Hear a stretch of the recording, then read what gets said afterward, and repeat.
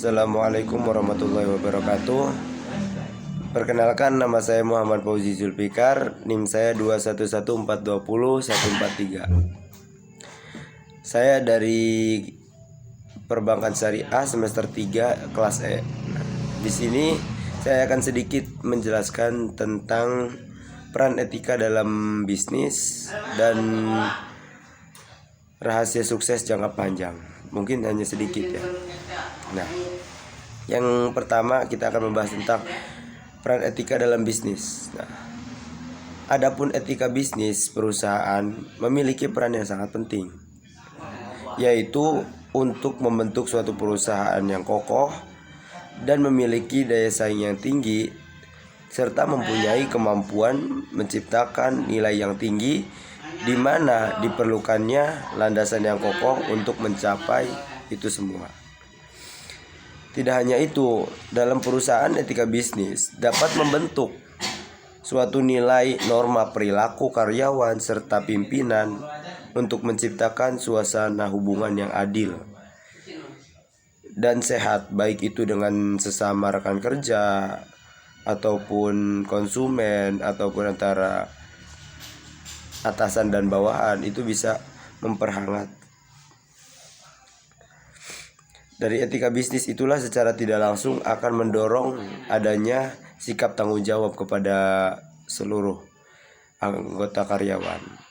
Nah, mungkin itu yang pertama ya. Dan yang kedua, kita akan membahas tentang jelaskan rahasia sukses jangka panjang. Di sini saya mengambil dari menurut ini ya, Jazz MA. Nah, dia memiliki 5 cara ya. Yang pertama itu buat orang lain percaya kepada kita. Gimana caranya orang lain tuh bisa percaya sama apa yang kita jalanin, apa usaha yang kita milikin. Semua orang tuh bisa percaya seutuhnya kepada kita, dari produknya, kualitasnya, kuantitasnya, dan lain-lainnya. Yang kedua, kita harus bisa fokus kepada pelanggan. Nah, apapun kebutuhan pelanggan, selagi kita bisa memenuhi, kita usahakan untuk memenuhinya.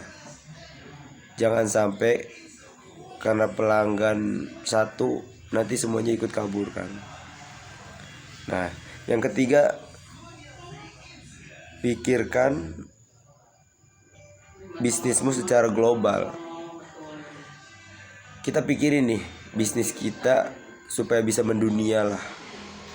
Kalau enggak secara internasional, supaya bisnis itu berjalan jangka panjang. Tidak hanya berbisnis di lingkungan lokal saja. Harus bisa berpikir bisnis kita tuh gimana caranya bisa sampai internasional, supaya bisa memenuhi jangka panjang. Nah, yang keempat, pekerjakan anak muda dan orang pintar. Kita cari anak-anak muda yang pintar berkreasi, pintar dalam ilmu bidang yang kita mau butuhkan. Kita cari, kumpulkan orang-orang. Kita seleksi anak-anak muda yang pintar berkualitas. Kita rekrut mereka untuk masuk bekerja sama kepada kita. Nah, yang terakhir, terus maju. Nah, kita di sini terus maju di sini. Kita harus bisa terus maju. Walaupun ada halangan, rintangan apapun, kita harus bisa terus maju untuk meneruskan bisnis kita itu supaya jangka panjang. Nggak hanya kalau kita nggak terus maju kan, yang ada kita down, ataupun ada omongan dari orang lain, kita harus bisa terus maju tuh. Jangan sampai ada omongan masuk kita langsung down untuk tidak meneruskan bisnisnya. Di situ kita harus terus maju untuk terus mencapai tujuan kita, sukses dalam jangka panjang. Mungkin cukup sekian dari saya. Kurang lebihnya mohon maaf. Assalamualaikum warahmatullahi wabarakatuh.